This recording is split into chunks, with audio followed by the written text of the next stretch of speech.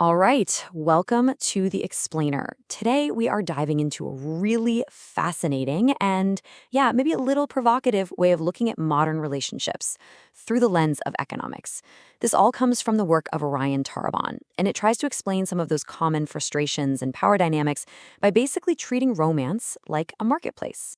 So let's just kick things off with a question that I'm sure a lot of you have asked yourselves at some point. Why do modern relationships so often feel, well, unbalanced, kind of unfair? According to the theory we're digging into today, the answer might be that we're fundamentally misunderstanding what's actually being traded between partners. Okay, so the basic idea here is that relationships aren't about a simple one-for-one trade of identical things.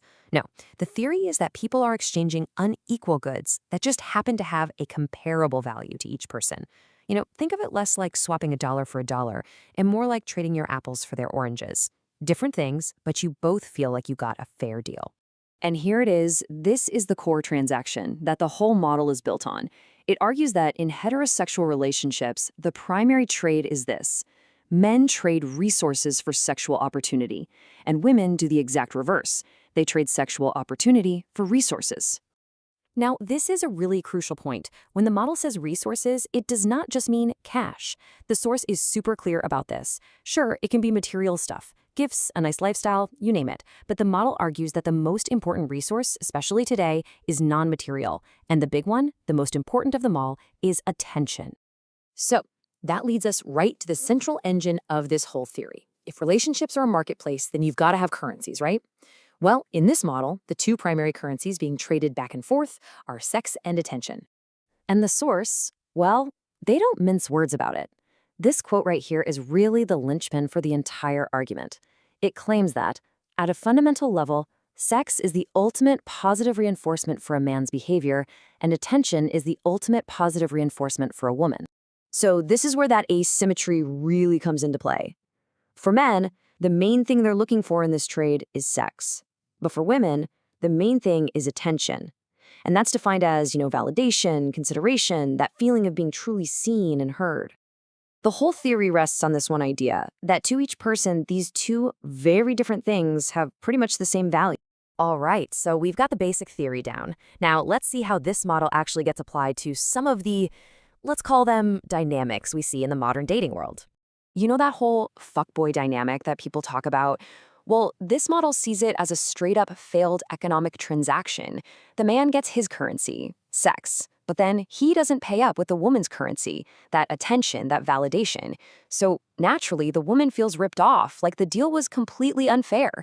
And yet, the source points out, because the sex did happen, the man's behavior was actually rewarded, which just encourages it to happen again. And this is a big but. The source argues there's another side of this coin that we don't talk about as much. While that last scenario gets a lot of complaints, the total opposite situation, men handing over their currency of attention without getting sex in return, is happening on a massively larger scale. Think about social media. All the likes, comments, DMs, all the so-called orbiters. Okay, so let's shift gears a little bit. We've talked about the open dating market. But what happens when you get into an exclusive, committed relationship? Well, according to this model, the game totally changes. It goes from being about open trading to being about a struggle for monopoly power. And this is where the model gets, well, pretty provocative.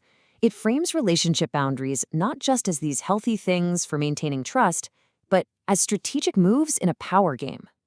The goal from this economic point of view is to shut down your partner's other options while making sure you keep yours open. And that brings us to a really key term in this whole theory, optionality asymmetry. It sounds complicated, but it's simple. It's the imbalance you get when one partner is blocked from getting their most wanted thing from anyone else, while the other partner is still totally free to get their most wanted thing from all sorts of other places. So check out this comparison, because it really gets to the heart of the conflict here.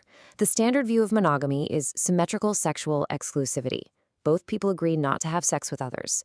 And we see that as fair because, hey, the rule is the same for both of them. But this model says, hold on, that's not a truly equal exchange. A really equal trade, in this view, would be the man's exclusive sex for the woman's exclusive attention. So what's the big takeaway from this, according to the source? It's that standard monogamy actually creates a monopoly. It gives the woman sole provider status for the man's most desired good. And just like any monopoly, whether it's the old company store or the only gas station for 100 miles, that allows the seller to jack up the price. So you might be asking, if this monopoly exists, how does it stick around? How is this power imbalance maintained? Well, the source claims it's all protected by a deep asymmetry in what we as a society consider acceptable behavior. Okay, let's just break down the logic here. In a normal, committed relationship, the man is prevented from seeking sex anywhere else. That door is closed. But the woman often stays totally free to receive her most reinforcing good, attention, from tons of other sources social media, male friends, you name it. So, in the language of this model, she has successfully gotten rid of his options while holding on to hers. And that, right there, creates a power asymmetry. And this slide, wow, this really spells out how that power asymmetry gets locked in place, according to this theory. A woman's demand for sexual exclusivity, monogamy, is seen as totally normal. It's a healthy, justified boundary.